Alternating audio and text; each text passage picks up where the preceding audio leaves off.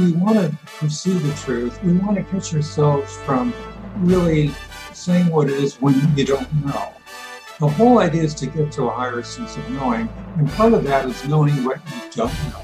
When I'm intuiting something, often I'll ask, is this something I know?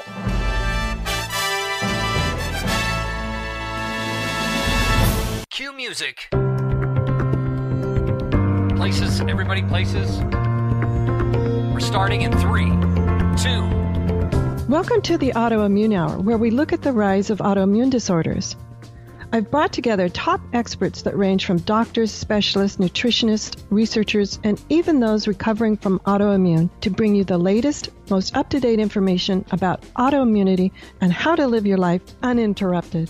Thank you for joining us here on the Autoimmune Hour with Sharon Sayler. Always seek sound legal, medical, and or professional advice regarding any problems, conditions, and any of the recommendations you see, hear, or read here on the Autoimmune Hour, Understanding Autoimmune, and Life Interrupted Radio. Join the Autoimmune Hour's Courage Club. Sign up now at understandingautoimmune.com. Now, back to your host, Sharon Sayler. Welcome, everyone, to the Autoimmune Hour. I'm Sharon Sayler from SharonSayler.com. And as always, it's my honor and pleasure to be with you here on another brand new episode. Oh my gosh, we are, 7.5 years into this adventure, and I just keep finding new and exciting things. And tonight we're going to talk about a new book, and the author's name is Michael Goddart, and he is a seeker of wisdom from a very, very young age. And he learned meditation in his teens. And by 21, he was doing it over 2 hours a day, which I applaud. I have trouble. We'll talk to Michael about how to do that because I have trouble staying there for maybe 10, 15 minutes. So we'll talk to him about that. And his brand new book, I'll show for those of you on video, you'll see all my notes here, but his brand new book is called The New Now. There's a picture of the cover for everybody that's on video. And The New Now, and Your Guide to Mastering Wisdom Daily, Achieving Equilibrium, and Empowering Your Nobler Self. And, one of the things that I wanted to have Michael on about was this empowering your nobler self. So thanks for being on the show, Michael. We're going to have a great time today. Yeah, thank you, Sharon. Thank you for the introduction. First off, I wanted to go into some of the more technical details because like in that introduction and when I was reading your book, it talked about being able to do it for hours at a time. What are the secrets to that? Because I've tried meditation and I find it very helpful, but I honestly find that I can't do it for long periods of time. Right. Well, one thing I want to make clear first is that I'm not advocating that people meditate for any length of time or follow any particular path. The whole idea of the book is it's a self-participatory guided book to heighten your reality, to put you on your own authentic path. Now, meditation is what I call one of the 3 beneficences.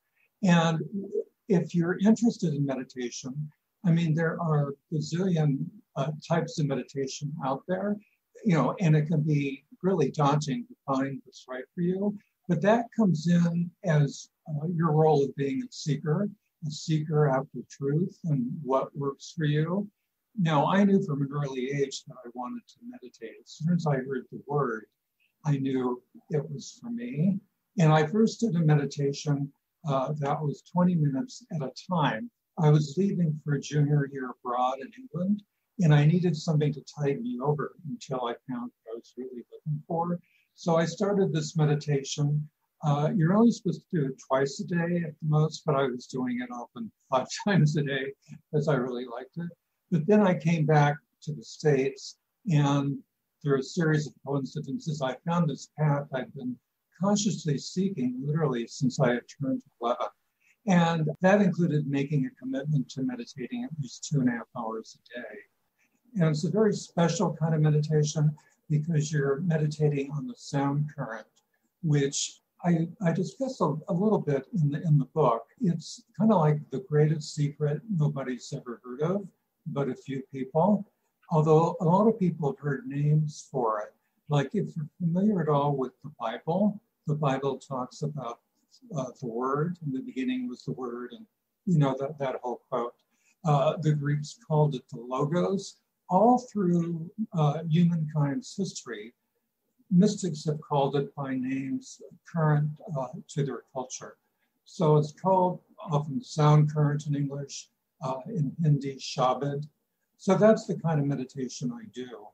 But the whole idea of the book is to elevate your consciousness so you can navigate your life moment by moment with heightened powers of perception and awareness. And that's what I appreciated about your book. It is all about self-awareness.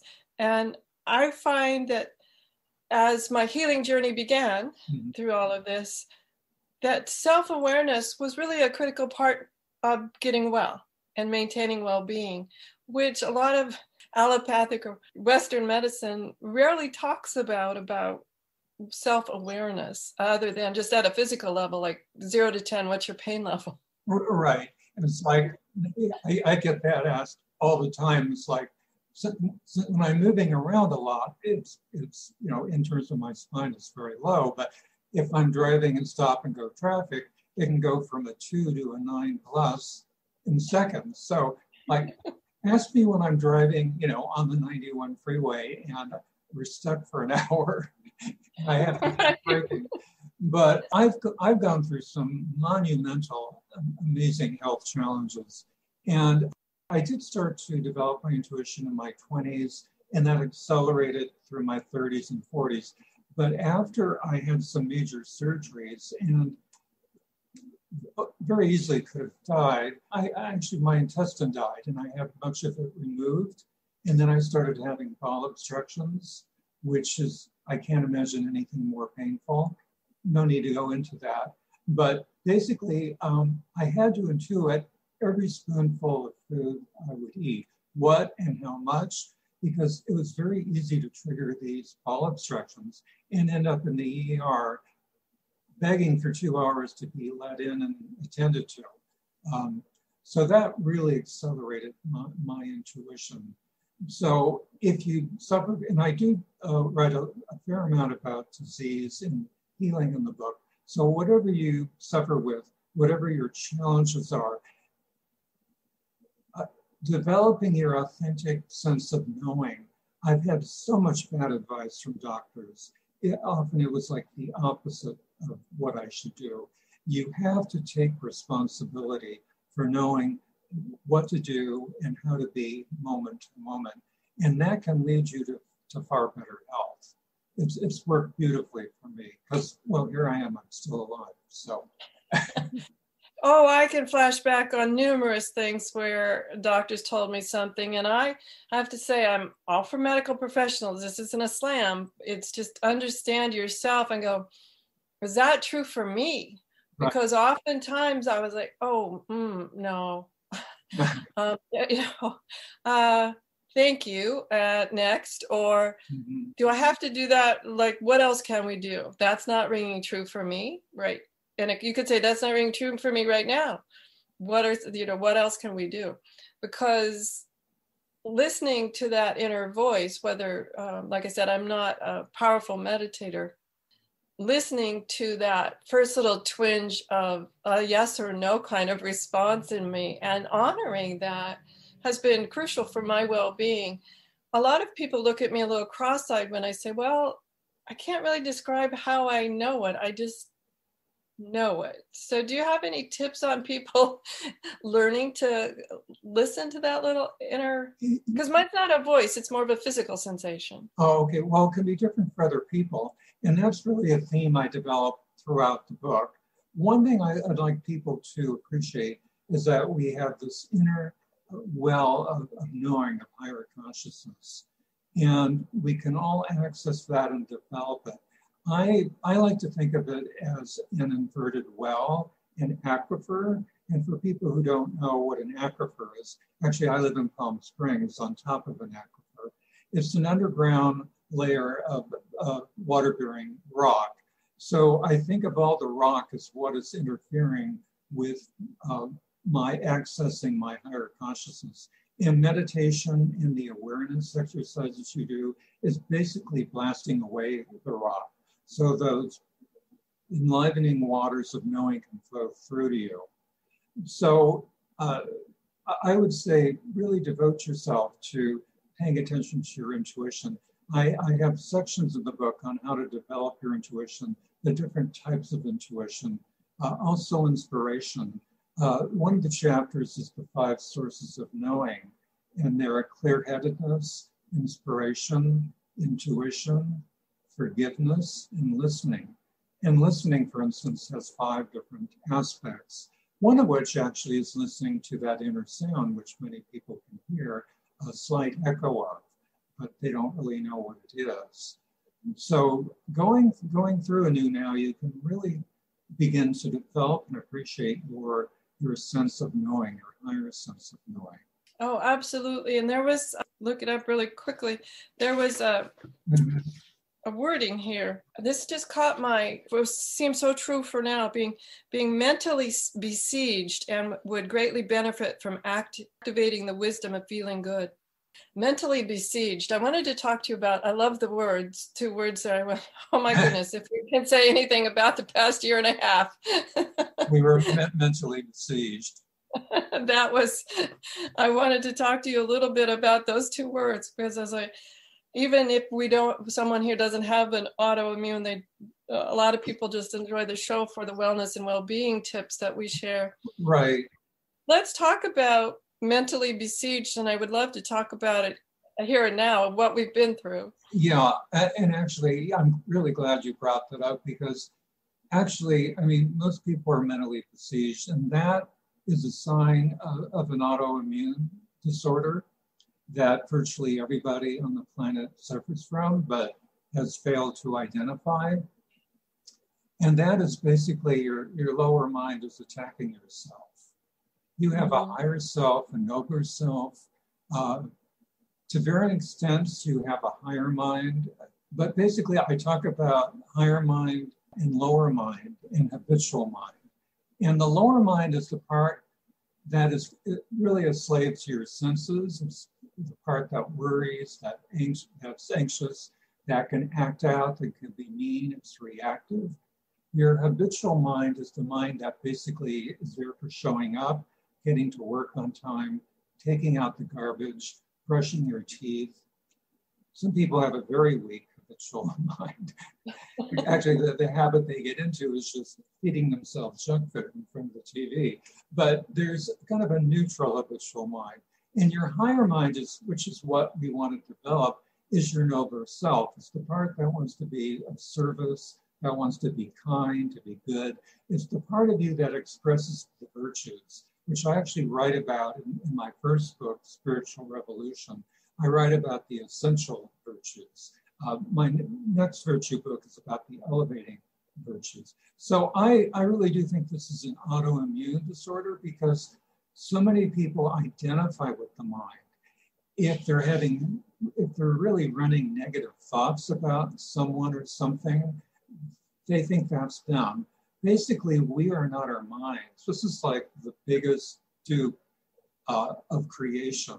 We identify with our minds. Actually, our true identity, our knowing, is the soul. But the thing is to operate in the realms of mind and physical matter. We've got to take on the mind.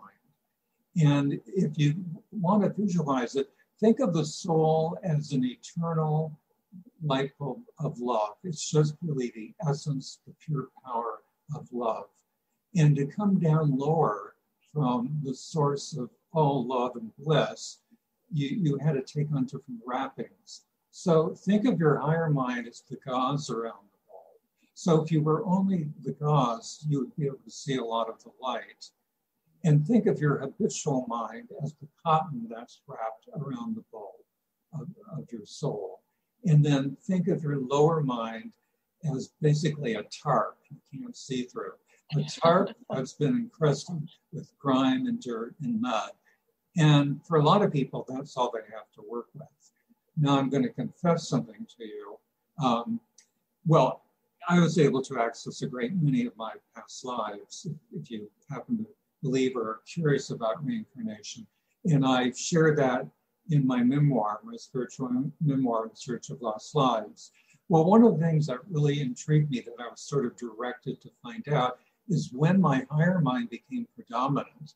Now, one thing I've noticed, because I'm really pretty intuitive, I basically can know if somebody's lower or higher mind is predominant.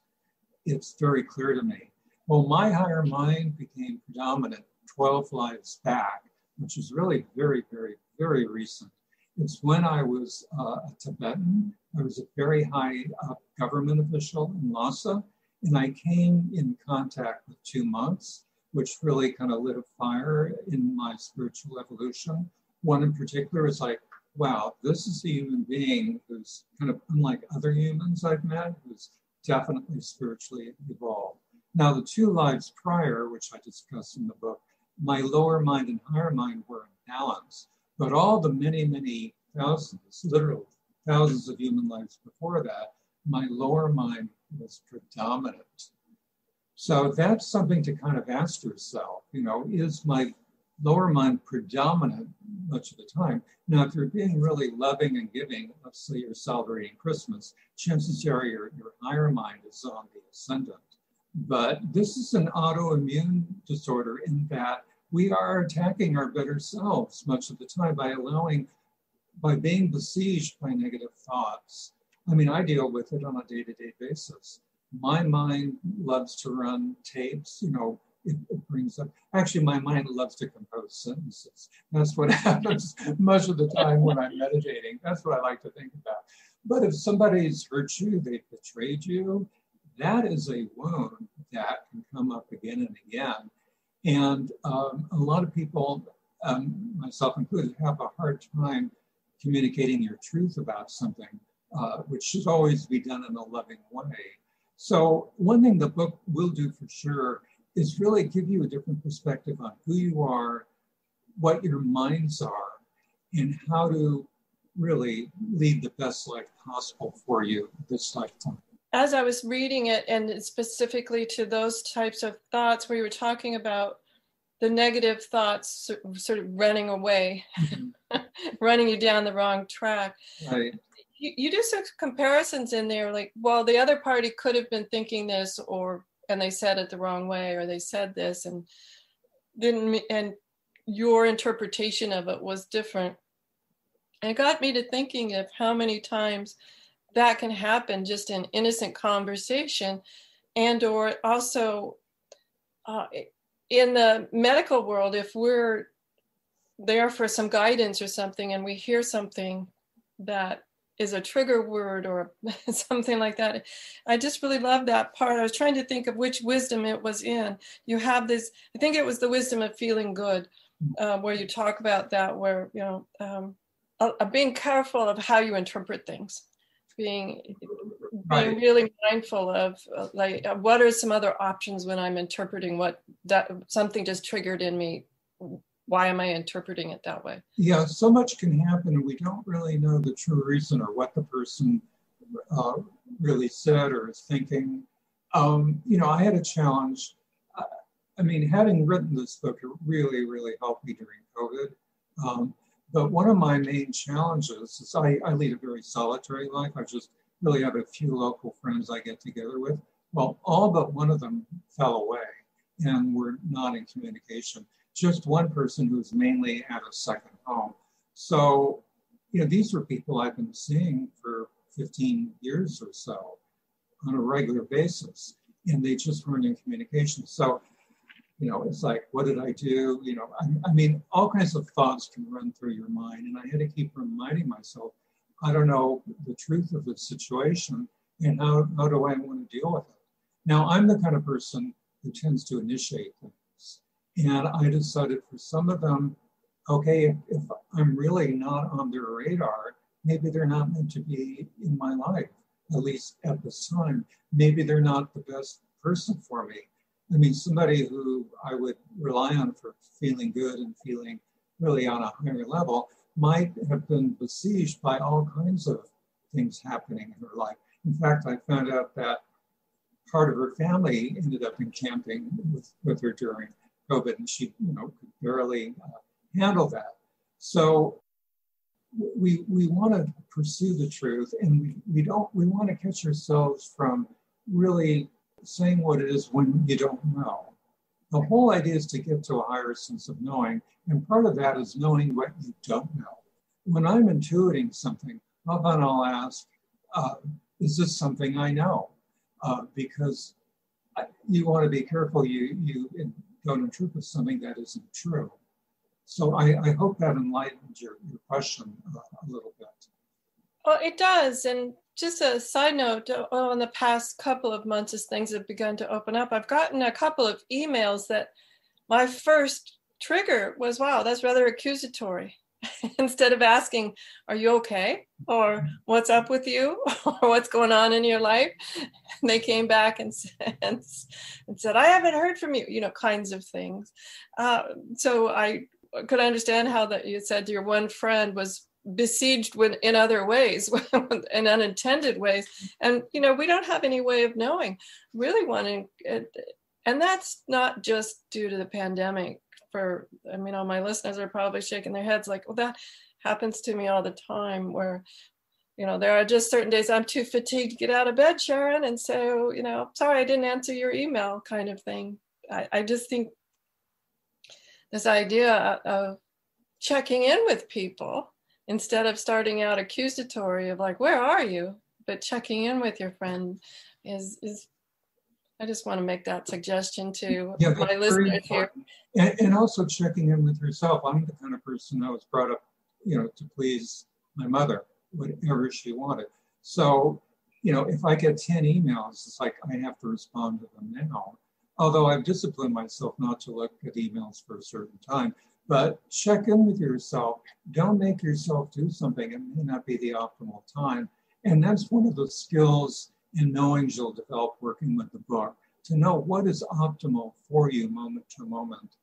And it's really, rather than being reactive, to just be more of a master of your life. I think that's what we all would like. We want the best for ourselves in the most loving way, actually. Well, it's interesting I'm flashing back onto a podcast I listened to not too long ago, where they were talking about how productivity had slipped, et cetera, thanks to the advent of technology, social media, email, that we don't have the ability to, we've trained ourselves. I said we have the ability, I should say. It's not that we don't, but we've trained ourselves that somehow that email comes in. It's like Pavlov's dog. We have to run right to it and take care of it and train ourselves that we don't have to do that. No, and that's one of the things I take people through in the book and in different sections. So, like for me, for instance, when I'm writing, rather than giving interviews, I don't check my emails till I'm finished writing. I would never do it, first thing before breakfast, after breakfast, usually 11:30 or so, unless I know there's something I need to attend to. So it's really also about setting boundaries that serve yourself. Taking breaks. One of the wisdoms is the wisdom of doing nothing, which is really a beautiful wisdom you get into. And it'll make sense when you read it and go through it, but just giving yourself a break to do nothing and be. Also, one of the equilibriums, I write about the 10 keys to achieving equilibrium. And I'm sure a lot of people during COVID and now would have loved to really felt they were in equilibrium, and that's balance, being, doing, and having. And I give a few exercises like, intuiting what your pie chart is. Are you 80% doing and 18% having and just the rest being? Well, the wisdom of doing nothing is all about being and getting in touch with your higher state of being. So there are all kinds of tools people can use as they are so moved, and this will enhance every aspect of their life. Yes, and reflect on the pie chart, guys. We need to take a quick commercial break. And boy, when he just said, even as he mentioned that, I reflected on my pie chart, how it differs from day to day. But reflect on your pie chart, guys, and join us. We'll be right back. Life Interrupted Radio will return after these messages from our sponsors. It's great sponsors like these that keep this show coming to you every week. Be sure and stop by lifeinterruptedradio.com to learn more. Your conscious lifestyle on steroids. OMTimes Radio. IOM FM. Hello, I'm Lisa Berry. Join me every Monday at 1 p.m. Eastern Time for Light on Living. A chance to see new, hear different, and feel more as I shine the spotlight on all the ways to lighten the load of life's challenges. Light on Living is your link to that new way you're looking for, that new understanding that will enhance your life, and that positive connection that will support your growth. So join me and you'll gain insight and start to see things in a new way that motivates you. OMTimes Magazine is one of the leading online content providers of positivity, wellness, and personal empowerment. A philanthropic organization, their net proceeds are funneled to support worldwide charity initiatives via Humanity Healing International. Through their commitment to creating community and providing conscious content, they aspire to uplift humanity on a global scale. OMTimes, co-creating a more conscious lifestyle. Listen and imagine.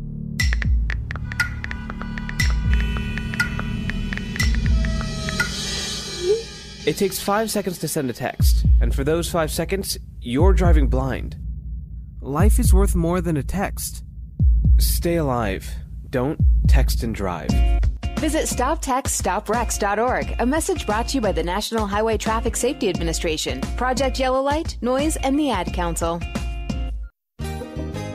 Hi, this is Sharon, and of course you know me from here on the Autoimmune Hour. Maybe you don't know I'm also an author. My latest book is for kids. It's Pinky Chenille and the Rainbow Hunters, a winner of a 5-star Reader's Favorite review. It's perfect for your early reader and a great bedtime story for your young adventurers. Check it out over at pinkychenille.com. That's PinkyChenille.com. See you there.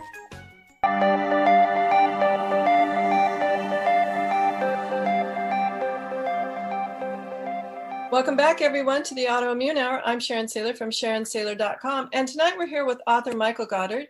And he has the author of several books. And his latest book, I'm going to show it to people on the video, The New Now. And hopefully there's not too much reflection on that. Your Guide to Mastering Wisdom Daily, Achieving Equilibrium, and Empowering Your Nobler Self. And I really like it, especially for right now. I know you wrote this during the pandemic. And before we took that break, we talked about the infamous pie chart.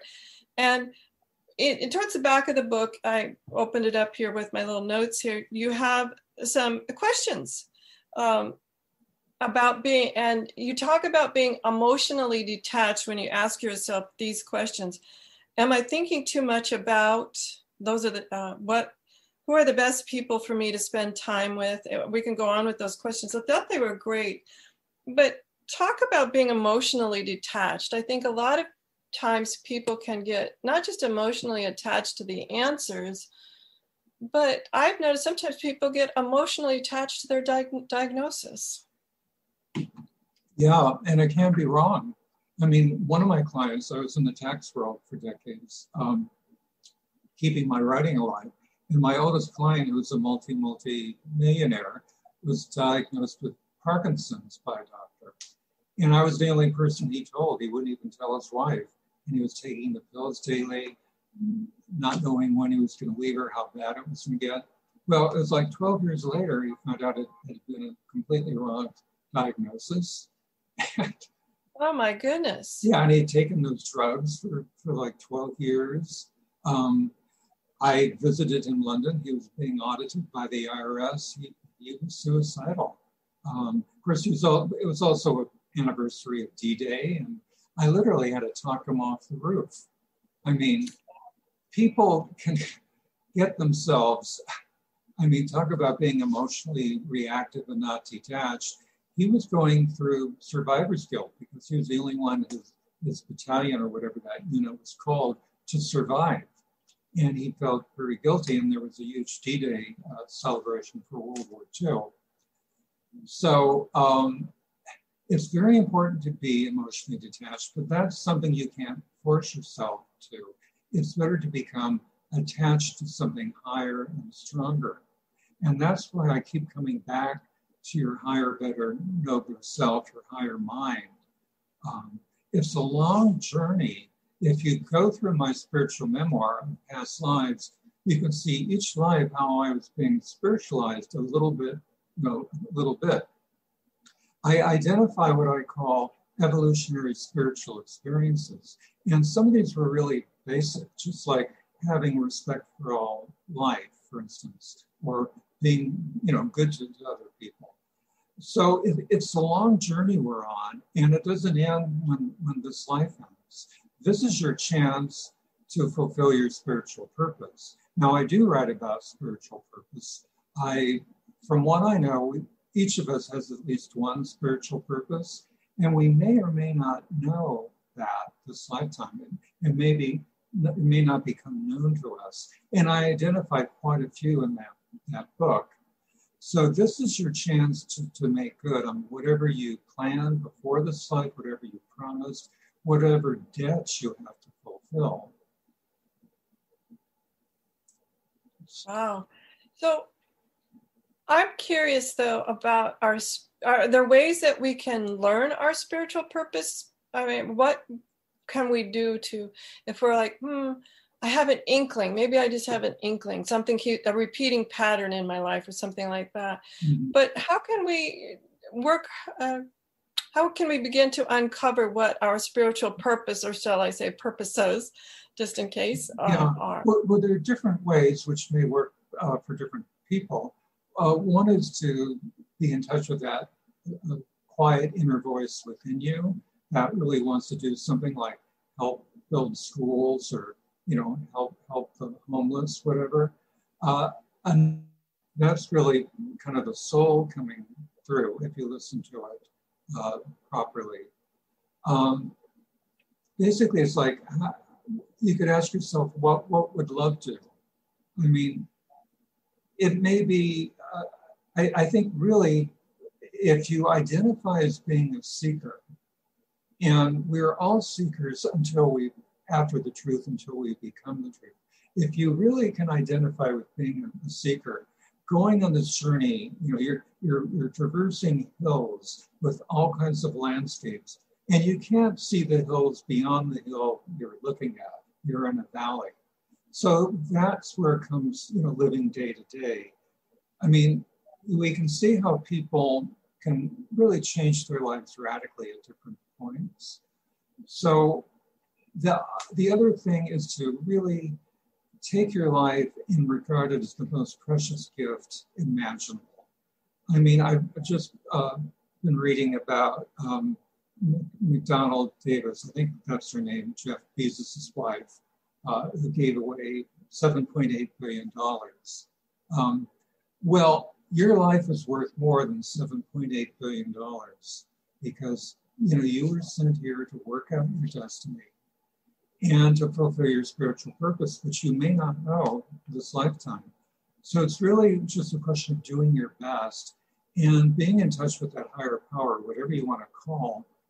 I mean, you can be an atheist, but still embrace the concept that there is this pervasive, supreme being of consciousness. It's fascinating to me. For me, I could say, I don't want to say my purposes have changed, but they have taken many different roads. But oftentimes when I go back and I look at it, it's a single purpose, but it's taken many different shapes and forms and manifestations throughout my life. And I find that fascinating. And one of the ways that it's helpful for me is to journal. I know you do a lot of writing and publishing. And for me, I like to journal. It helps me. Sometimes these thoughts are very fleeting. I'd had that thought years ago, and here it is again. Yeah, well, I have pads all over the house, but I'm glad you mentioned that because the essential part of the book is what I call the journey journal. And this is really a method by which you can get the most value of the book in your life. And I give instructions on how to work with it. You can download it actually from my website as a Word document.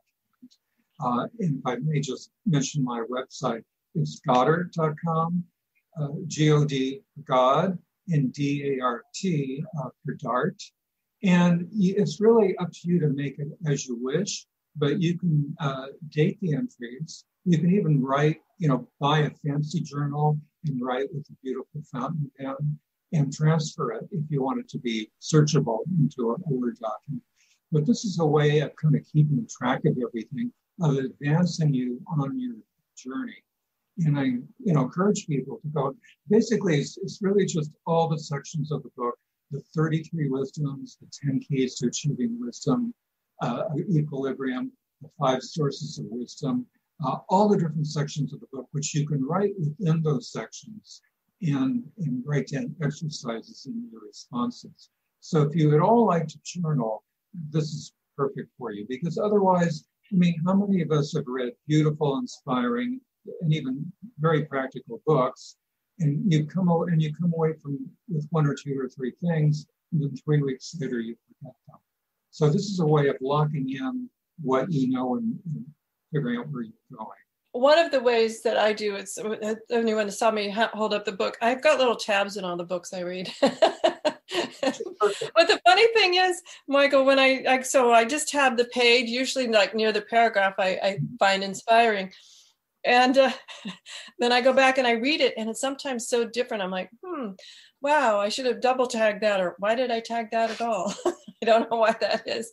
But we need to take a final quick commercial break, and when we come back, we're going to talk some more with Michael about this, the power of now and understanding it and listening to our inner self, our higher self. We'll be right back.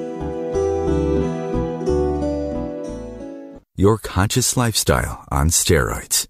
OMTimes Radio. IOM FM. Change and growth are part of natural life, and also part of your spiritual life. Everyone needs support and guidance, especially during life passages. Upgrade yourself with the OMTimes Experts program. With OMTimes Experts, you have access to the best intuitive coaches, spiritual teachers, counselors, astrologists, and oracles. Our team was carefully selected so you can trust. Find out more at experts.omtimes.com. Grab a cup of tea or a glass of wine and tune in for Inspired Conversations with publisher Linda Joy on Tuesdays at 2 p.m. Eastern.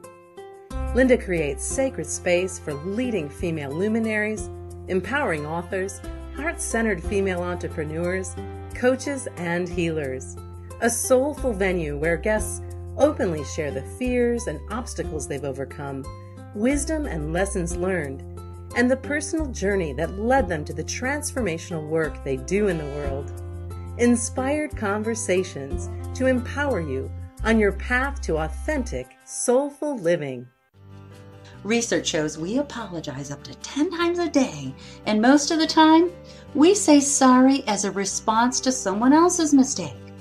What if we thanked people instead of all that unnecessary apologizing? So instead of saying, sorry, I'm rambling, you say, thank you for listening. Join us at projectforgive.com, a free, non-religious resource on global forgiveness.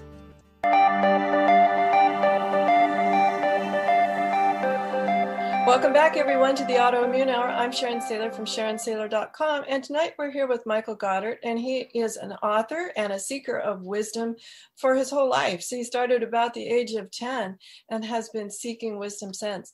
He is the author of In Search of Lost Lives, Desire, Sanskrits, and the Evolution of a Mind and Soul, and the winner of 4 book awards in A Search of Lost Lives.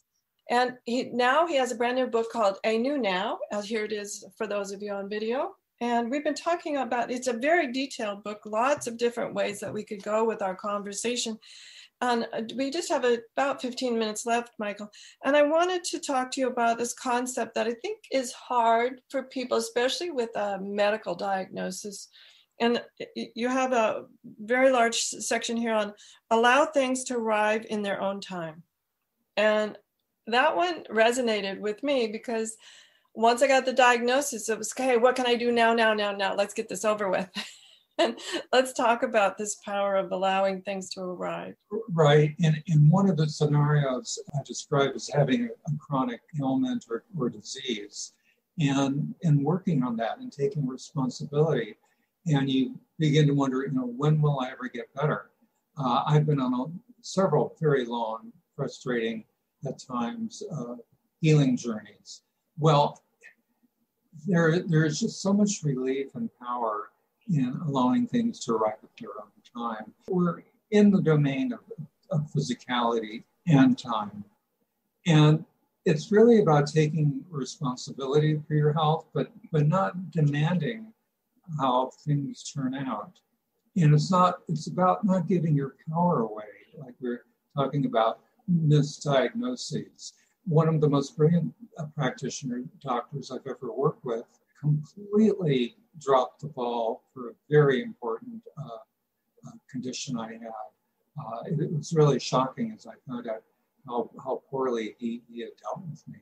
So it's really about taking responsibility, but not pushing and pressing to have things a certain way, not letting yourself be frustrated.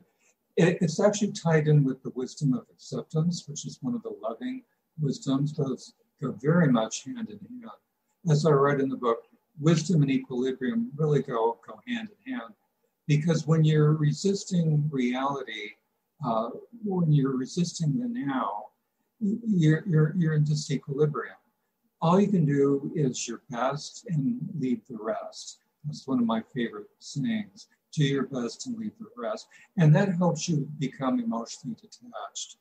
It's really frustrating and hard to have these illnesses and not being able to do what you want to do, what's expected of you, what people are wanting you to do. But you need to keep finding that balance. And there are 24 hours of the day. Each day is different. You can devote, as you see fit, whatever you want to your healing journey.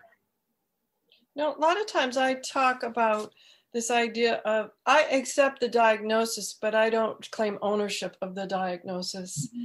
And I think that confuses people a lot, because you were talking about accepting what is, and many times people say, okay, darn, I'm this diagnosis, and there they just plant themselves. And you don't talk about that. It's a different type of thing where it's acceptance, but not ownership, meaning, I tell this story a lot and it bugs people, but it's like when I was living down in Florida, cockroaches were a common thing, right? Didn't mean you were a bad housekeeper. That's it. And so the guy comes in and said, can say, you have cockroaches. That doesn't mean I own them nor I want to keep them. That means I'll do things that seem reasonable to get them out, And I think I look at when someone hands you a medical diagnosis, so the same is making sure that I agree that is happening, but that doesn't mean I own it and I'm not just going to sit there and let it manifest bigger, brighter, bolder. I'm going to choose to take conscious steps with my health to optimize, even if it's a little thing, every day. Yeah, and to give you a good example, I just flashed on, I hadn't thought of for a long time. I had a high position in the Bank of America, and I went on disability just when I turned 33. A few months later, I was determined to be permanently disabled. I couldn't stand for more than a minute or two at a time. I'd never given much credence to surgery, and I often had good results from chiropractors. But the best chiropractor I was going to finally gave up on me, and he said, "You need to have surgery." And I said, "I don't think so." And I kept looking, and I basically finally got better and better and better. So acceptance doesn't mean this is it forever. I mean, I continued to get better with alternative methods of healing to the point where I was able to go to graduate school, which was, I thought I would be getting a PhD, right after college. Life didn't happen that way, but it turned out I didn't get a PhD in political science. I got an MFA in creative writing, which is really a doctorate in creative writing. So it was just so rejuvenating and enlivening to go back to school in my 30s. I loved it. I mean, riding a bicycle around campus, and I've been living in a business suit in the high Bank of America tower. So this is why your intuition, developing your powers of knowing is so essential. You can accept that this diagnosis is what the person says, as we were talking earlier, it may be a complete misdiagnosis. And it doesn't mean that this is the way it's going to be until you die. You can get through it. This is your challenge to find a better way of being. Absolutely. A better way of being. I like that. And let's talk, we just have about 5 minutes. Let's talk about what are some other tips and techniques that you can share that we haven't had a chance to speak to yet that you find people have had great success with? Yeah, that's a great question. And one of the keys for achieving equilibrium, one of the last keys is schedule some winsome relaxation, or another one is find freeing fun, and I give examples. And one of them basically is touching your body where it needs to be touched. I had many courses in Jin Shin Jutsu, which is a healing technique. You can call it acupuncture, but without needles. You're using your fingers as jumper cables. So I really kind of describe how to give yourself an elementary Jin Shin treatment by finding where is the most pain you're having. Put your fingertips there, and then intuitively reach for another part of your body. If you want to explore Jin Shin Jutsu, you'll find there are 52 energy locks, and there are all these flows, like the kidney flow, the bladder flow. But this is something you can do for yourself at night before you go to bed, in bed, and you hold it until you feel a strong pulse, and you involuntarily take a deep breath. And then you can move one of the hands to another spot that feels needy, that wants to be touched. I do this all the time. I do just the best way for me to fall asleep if I need a nap in the afternoon, which I used to need every single day when my health was worse, but now just maybe once a week or two, is holding your fingers, putting your thumb in the middle of your hand, and basically holding each thumb and finger until you take a deep breath when you feel a strong pulse. That's just an all-around fabulous maintenance tool. I would be lost without it. So the different keys, and they're very different because they're physical recreations, emotional invigorations, mental stimulations. Those you can really tap into, and once you've read through them, you can help yourself know which one will serve you best at any given time. I love that, because one of the things it does is it allows me to practice my physical intuition, like what's going on in my body. I think that's really important too. Oftentimes language fails us if we're talking to a medical professional and they'll think they hear something. Yeah, when I had, all my scar tissue adhesions, some of them removed, and talking to the gastroenterologist, not only did he not ever touch me, or he didn't even look at me, whereas what really saved my life was this very intensive physical therapy where this wonderful woman was digging into my gut and innards and stretching the scar adhesions from my organs in my peritoneum in the lining of my stomach. She was getting right in there. So doing this exercise of sensing where you want to be touched, what feels needy, you may have a flash of inspiration come through of something that isn't quite right, which may give you an idea to have something checked out. I mean, one of the most athletic people I know who teaches all kinds of Zumba classes and everything, he almost died because of heart failure. He needed a triple 3 stents put in. And this is something that completely took him and his friends completely, they couldn't believe it. So you never know what can happen, what can go on. And this physical exercise is becoming far more sensitive to what your body wants to tell you. Absolutely. By practicing it that way allows you to go, oh, well, that's what it feels like to intuit what part of my body is needing some stress relief, or it's got a little muscle knot, whatever going on. Well, Michael, this has been fascinating. We're just down to the last few minutes. Tell us more about how to find out about your website and where we can get your books, including the new now. Yeah, thank you, Sharon. Well, my website is Goddart.com. That's G-O-D for God and D-A-R-T for Dart. And there you can read excerpts from all my books, read testimonials, endorsements, and you can download the Journey Journal. I've got quite a few interviews posted there.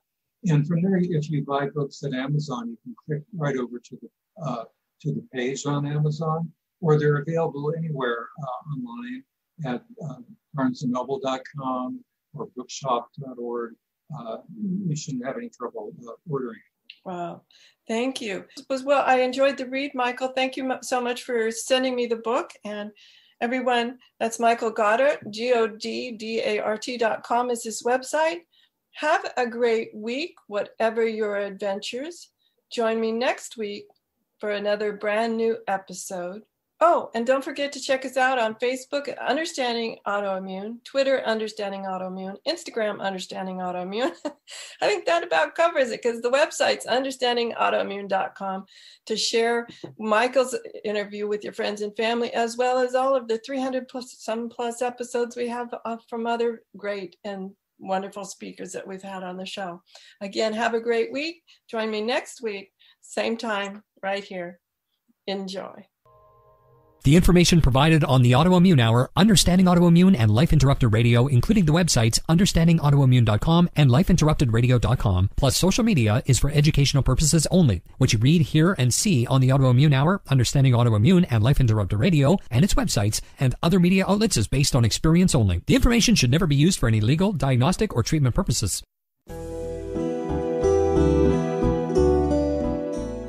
Your conscious lifestyle on steroids. OMTimes Radio. IOM FM. Change and growth are part of natural life, and also part of your spiritual life. Everyone needs support and guidance, especially during life passages. Upgrade yourself with the OMTimes Experts program. With OMTimes Experts, you have access to the best intuitive coaches, spiritual teachers, counselors, astrologists, and oracles. Our team was carefully selected so you can trust. Find out more at experts.omtimes.com.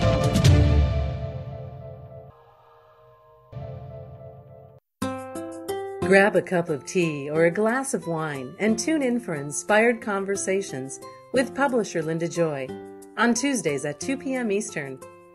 Linda creates sacred space for leading female luminaries, empowering authors, heart-centered female entrepreneurs, coaches, and healers. A soulful venue where guests openly share the fears and obstacles they've overcome, wisdom and lessons learned, and the personal journey that led them to the transformational work they do in the world. Inspired conversations to empower you on your path to authentic, soulful living. Research shows we apologize up to 10 times a day, and most of the time, we say sorry as a response to someone else's mistake. What if we thanked people instead of all that unnecessary apologizing? So instead of saying, sorry, I'm rambling, you say, thank you for listening.